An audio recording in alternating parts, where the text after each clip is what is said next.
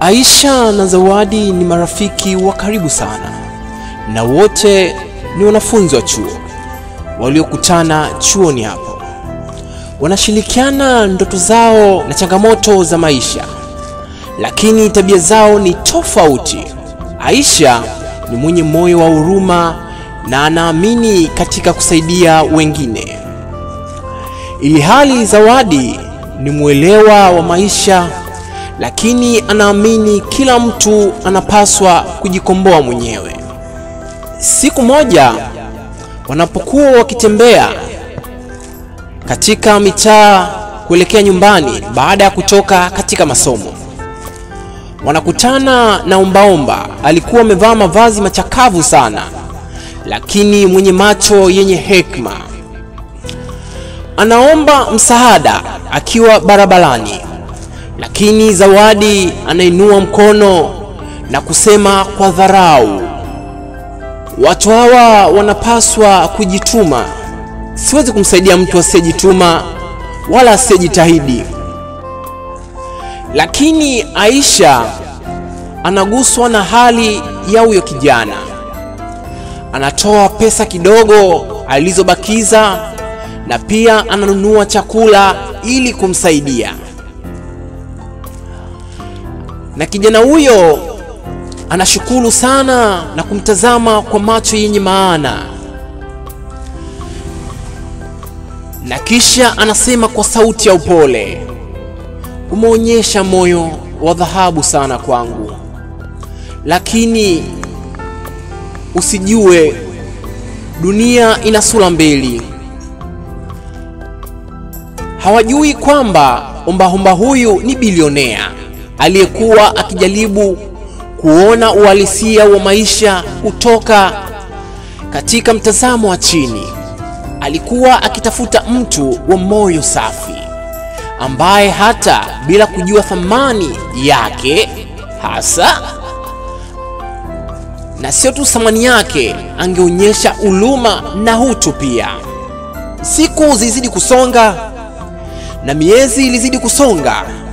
Aisha alizidi kuwa karibu na ombaomba huyu, akiwa akimsaidia chakula na wakati mwingine hata kuchukua chakula ambacho wanapika yeye na rafiki yake na kwenda kumpelekea kijana huyu.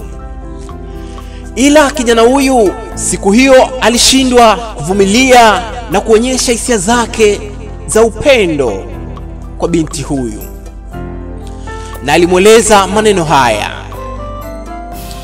kiukweli siku nilipokutana na wewe nilihisi kitu ambacho sikuwahi kuhisi.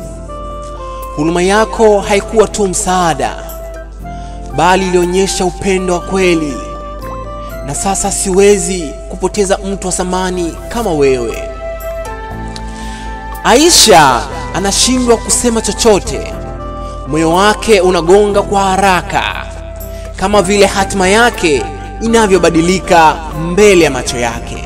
Na Aisha alishindwa kusema chochote. Aisha anajikuta akitabasamu, machozi ya furaha yakimjaa bila kusema neno.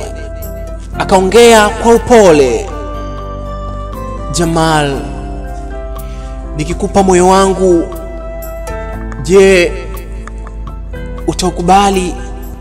Anamuuliza huku sauti yake ikiwa na tumaini, kisha ishara ya jibu safi na la dhati.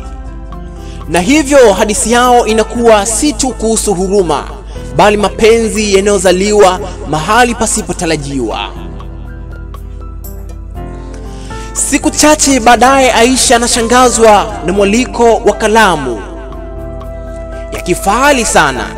Anafikiria ni kosa, lakini anapofika anamuona yule kijana aliyekuwa ombaomba akiwa amevalia suti ya samani na akiwasubiri kwa tabasamu.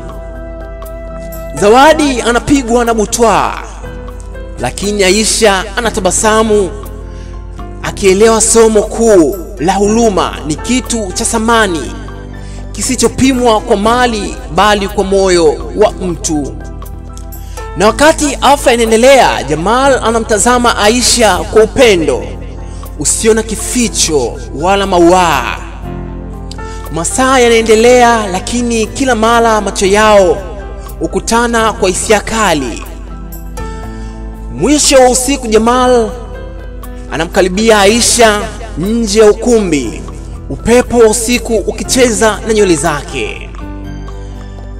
Na kisha Jamal anatoa pete na kumvesha Aisha kwa upendo na kumkumbatia. Hakika ilikuwa ni furaha isiyo na kifani kwa Aisha. Kwa kweli ilikuwa ni siku ya kuvutia sana na siku ya kupendeza sana. Aisha akubali kuolewa na Jamal. Ndoa inafungwa na wanaenda kuanza maisha yao ya kitajiri.